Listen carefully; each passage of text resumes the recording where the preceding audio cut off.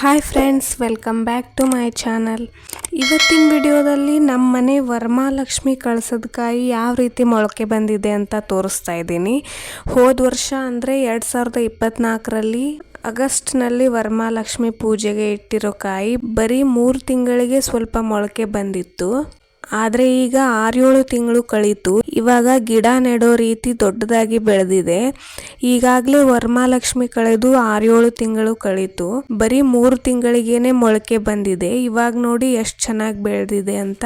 ಇದು ತುಂಬಾನೇ ಶುಭ ಅಂತಾನೆ ಹೇಳ್ಬೋದು. ನಾನು ವರಮಹಾಲಕ್ಷ್ಮಿ ವ್ರತ ಮಾಡ್ತಾ ಬಂದಿರೋದು 3 ವರ್ಷ ಆಯ್ತು. ಇವಾಗ ಮೊಳಕೆ ಬಂದಿರೋದು 3ನೇ ವರ್ಷದ ವರಮಹಾಲಕ್ಷ್ಮಿ ಕಳಸದ ಕಾಯಿ. ಕಳೆದ 2 ವರ್ಷದ ವರಮಹಾಲಕ್ಷ್ಮಿ ಕಳಸದ ಕಾಯಿ ಮೊಳಕೆ ಬಂದಿರಲಿಲ್ಲ.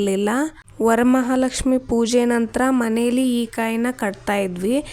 ಆದರೆ 3ನೇ ವರ್ಷದ ವರಮಹಾಲಕ್ಷ್ಮಿ ಕಾಯಿ ಈ ತರ ಮೊಳಕೆ ಬಂದಿರೋದು ನೋಡಿ ಇದನ್ನ ಮೇಲ್ ಕಟ್ಟೋಕೆ ಆಗಲ್ಲ ಅಂತ ದೇವ್ರ ಮನೆಯಲ್ಲೇ ಇಟ್ಟು ಪೂಜೆ ಮಾಡ್ತೀವಿ. ಇದು ಇವಾಗ ಕಳಸ ಇಡೋ ಚೊಂಬ್ನಲ್ಲಿ ಕೂಡ ಇಡೋಕೆ ಆಗ್ತಾ ಇಲ್ಲ.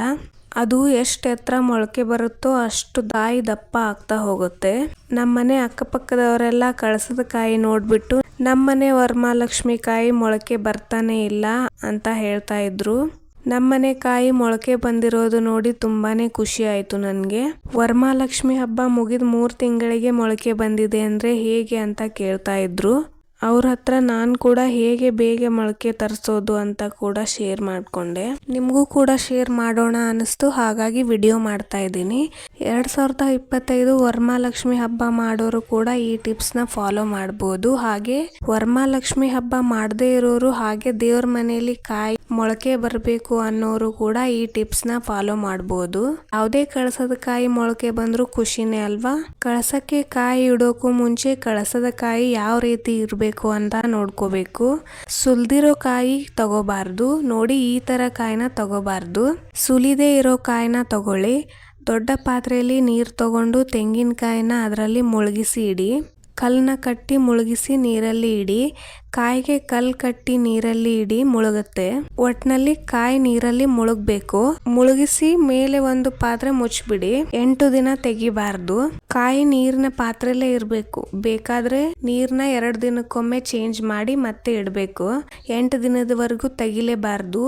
8 ದಿನದ ನಂತರ ಕಾಯಿನ ತೊಳೆದು ಕಳಸಕ್ಕೆ ಇಟ್ಟು ಪೂಜೆ ಮಾಡ್ತಾ ಬನ್ನಿ. ಬೇಗ ಮೊಳಕೆ ಹೊಡೆಯುತ್ತೆ. ನಾನು ಕೂಡ ಇದೇ ತರ ಮಾಡಿನೇ ಮೊಳಕೆ ಬಂದಿದೆ. ಇದನ್ನ ನಾನು 2025ರಲ್ಲಿ ವರಮಹಾಲಕ್ಷ್ಮಿ ಬರೋವರೆಗೂ ದೇವರ ಮನೆಯಲ್ಲಿ ಇಟ್ಟು ಪೂಜೆ ಮಾಡ್ತಾ ಇದ್ದೀನಿ. 2025ಕ್ಕೆ ವರಮಹಾಲಕ್ಷ್ಮಿ ಹಬ್ಬ ಬರುತ್ತಲ್ವಾ, ಅವಾಗ ಮತ್ತೆ ತೆಂಗಿನಕಾಯಿನ ಇದೇ ತರ ನೀರಲ್ಲಿ ಇಟ್ಟು ನಂತರ ಕಳಸಕ್ಕೆ ಇಡ್ತೀನಿ. ನೋಡಿದ್ರಲ್ಲ ನಾನು ಯಾವ ತರ ಕಳಸದ ಕಾಯಿನ ಬೇಗ ಮೊಳಕೆ ಬರೋ ತರ ಮಾಡ್ತೀನಿ ಅಂತ. ನೀವು ಕೂಡ ಇದೇ ಟಿಪ್ಸ್ನ ಫಾಲೋ ಮಾಡಿ. ನಿಮ್ಮನೆ ಕಾಯಿ ಕೂಡ ಇದೇ ತರ ಬೆಳೆಯುತ್ತೆ. ಈ ಟಿಪ್ಸ್ ನಿಮಗೆ ಇಷ್ಟ ಆಗಿದೆ ಅನ್ಕೋತೀನಿ. ವಿಡಿಯೋಗೆ ತಪ್ಪದೆ ಲೈಕ್ ಕೊಡಿ. ಬಾಯ್.